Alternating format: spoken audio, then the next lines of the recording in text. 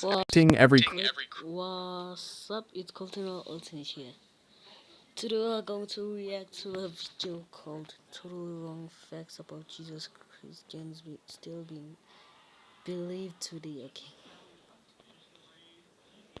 crucifix, every Easter play for the last 2,000 years shows it that way. Here's the thing though, that's probably not how it actually happened. Medical evidence and historical crucifixion studies tell us the nails most likely went through the wrists, specifically carpal bones, because your palms literally cannot support your body weight. The tissue would just rip straight through. It's basic anatomy. The Romans knew what they were doing. They'd been crucifying people for a long time, and they figured out what worked. Think about it from their perspective. Crucifixion wasn't just execution. It was a carefully designed torture method meant to maximize suffering and serve as public warning. The Romans were engineers and military strategists. They didn't mess around with methods that didn't work. Archaeological evidence actually backs this up. In 68, archaeologists found the remains of a crucified man near Jerusalem. The nail was still in the heel bone, showing exactly how they did it. His wrists showed similar trauma patterns. So every artistic depiction you've ever seen is anatomically incorrect. Does this change the meaning of the sacrifice? Absolutely not. Does it change what Jesus went through? Not at all. But it's wild that we've been visualizing it wrong this whole time. The wrist placement makes way more sense when you think about it. The bones there can actually hold weight. Carpenter. So here's another thing art and tradition got completely wrong. Before his ministry, he was a carpenter, so most people imagine him in a small workshop making tables and chairs. Here's the actual deal. The Greek word used in the Bible is tekton, and it doesn't mean carpenter like we think of it today. It means builder. Think construction worker, not furniture maker. Jesus was probably on building sites helping timber for sure, but probably with stone too. He was doing manual labor in the ancient construction industry. In 1st century Galilee, construction was booming under Herod Antipas. Cities like Sepphoris were being rebuilt just a few miles from Nazareth. Jesus and Joseph likely traveled to these sites regularly for work.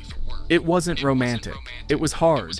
Physical labor in the heat, carrying heavy materials, shaping rough stone, sweating in the sun alongside other workers. So saying carpenter isn't exactly wrong. It's an approximate translation, because he did work with wood. Jesus wasn't running a quiet workshop making dining room sets. He was probably dusty and exhausted from hauling materials and building actual buildings. He wasn't an artisan craftsman. He was a working class builder, which honestly makes some of his parables make more sense. When he talks about building houses on rock versus sand, he's speaking from actual experience. When he mentions beams and planks, he knows that world. It's just not the gentle worker image we've all been fed. The Last Supper. One painting literally rewrote everyone's understanding of history. Leon's Last Supper is so burned into culture that it's shaped how every single person pictures that night. Long table, everyone sitting on one side facing out, modern chairs, formal setup. Here's the reality. 1st century Jewish meals look nothing like that. People reclined on cushions around a low table, kind of leaning on their sides. No chairs, no formal straight line of people. This is why the Bible mentions John reclining on Jesus' chest at the Last Supper. That sounds weird if you picture Da Vinci's painting, but makes total sense with actual customs. Everyone was sort of leaning and lounging around this low table. It was intimate and informal. They would have been close enough to share food from common dishes, leaning on their left sides and eating with their right hands. The whole setup encouraged conversation and closeness. But Da Vinci painted it Renaissance style because that's what made sense to his audience. He wanted every face visible. He made artistic choices that worked brilliantly for a painting, but bore no resemblance to historical reality. And now that image is what most thinks happened. One painting from the 1500s has convinced billions of people across 5 centuries that they know what the Last Supper looked like. The next time you see that painting, try to imagine the actual scene. Middle Eastern guys in robes reclining around a low table, eating with their hands in a unusual setup. The cross. So you know how we say Jesus carried his cross to Golgotha? Here's what most people don't realize. The Romans didn't use just one standard cross design. design. They had different types. Sometimes it was a T-shape, sometimes an X-shape, sometimes just a vertical pole. And here's the interesting part. Often, the vertical post was already there at the execution site, sometimes even a permanent upright beam. And in some cases, it could literally be a tree or a solid wooden trunk fixed in the ground. The condemned person usually carried only the horizontal beam, called the patibulum. This actually explains a ton. How could Jesus, after being tortured and beaten, carry an entire heavy wooden cross through Jerusalem? It always seemed physically impossible. A full cross could weigh well over 200 pounds, but a crossbeam alone would be maybe 75 to 125 pounds. Still incredibly heavy and brutal, especially carried on lacerated shoulders, but physically possible. The patibulum would be tied across the shoulders behind the neck, forcing the condemned to walk with arms spread. It was designed to be humiliating and painful, even before reaching the execution site. This also explains why Simon of Cyrene was pressed into service to carry it part way. Jesus wasn't weak. He'd been whipped, beaten, and was likely in shock. Carrying even the crossbeam was too much. The Romans wanted him alive for the crucifixion, so they grabbed someone from the crowd to help. This also connects to some interesting theology. In Christian tradition, the cross gets linked to the tree of life from Genesis. When you understand that the vertical part was already standing and permanent, that symbolism gets even deeper. The tree was already there, planted. Jesus brought the crossbeam to complete it. I'm not saying that's what the Romans were thinking. They were just efficient executioners. But the symbolism works out in fascinating ways. So when we say Jesus carried his cross, technically he carried half a cross, which honestly makes the whole thing more believable as a historical event, while keeping all the theological weight. 12 disciples. Quick clarification that matters more than you'd think. Jesus didn't have just 12 disciples total. He had tons of disciples. The word just means followers or students. The 12 were specifically the apostles, his inner circle of leaders. But lots of other people followed Jesus and learned from him. The Bible mentions women disciples by name: Mary Magdalene, Joanna, Susanna, and others. They traveled with Jesus and supported his ministry. Luke's gospel specifically mentions that these women provided for Jesus and the disciples out of their own resources, meaning they had financial means and chose to support the movement. Mary Magdalene, in particular, gets a bad reputation in tradition as a prostitute, but the Bible never says this. That's completely made up. She was actually one of the most faithful disciples, present at the crucifixion when most of the men fled, and she was the first witness to the resurrection.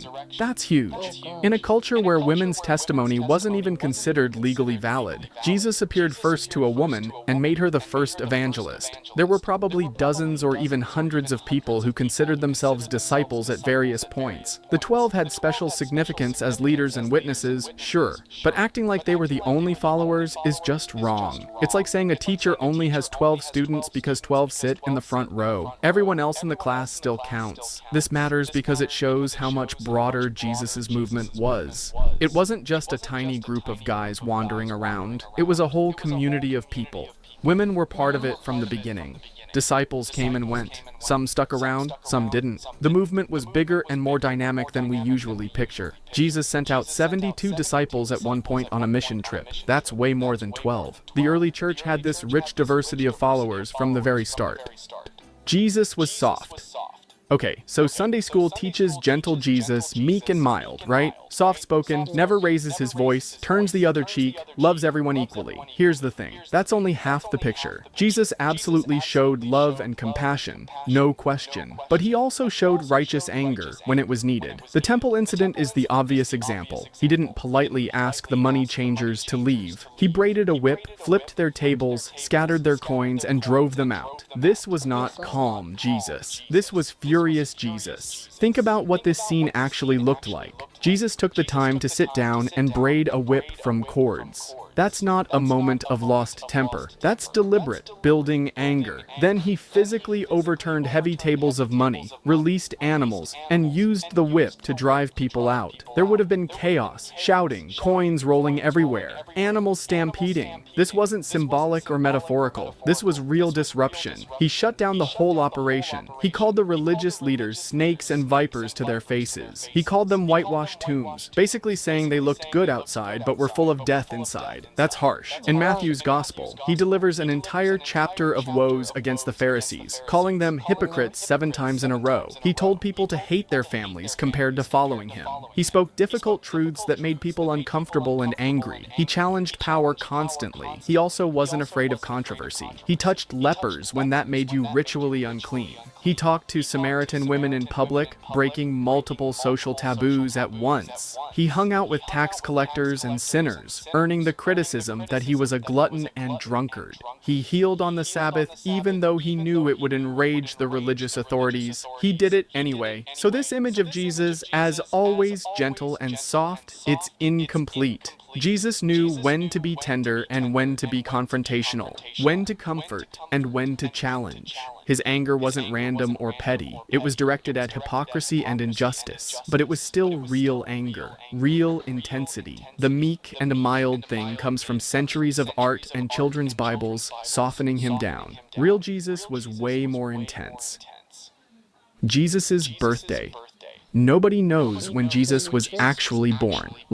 We genuinely have no idea of the actual date. December 25th was chosen by the church centuries later for symbolic and calendar reasons. It had nothing to do with historical evidence. Here's what makes it even wilder. Jesus was probably born before the year 0, before Christ. How is that possible? Calendar miscalculation. When they set up the Anno Domini dating system way later, they got the math wrong. The monk who created our calendar system, Dionysius Exiguus, was working in the 6th century, trying to calculate backward to Jesus' birth. He didn't have great records and made several errors in his calculations. Most scholars think Jesus was born somewhere between 6 BC and 4 BC, based on historical records about Herod and other events mentioned in the Gospels. So Christ was born before Christ. Let that sink in for a second. As for December 25th, the church likely chose it because it aligned with existing winter solstice festivals. Roman Saturnalia, Sol Invictus, other pagan celebrations. It was strategic. Pick a date people already celebrate and Christianize it. There's nothing wrong with that. It's actually pretty smart. The first recorded celebration of Christmas on December 25th was in Rome in 336 AD, 3 centuries after Jesus died. Before that, Christians didn't celebrate his birth at all. They focused on Easter and his resurrection. But it means Christmas has zero connection to Jesus' actual birthday.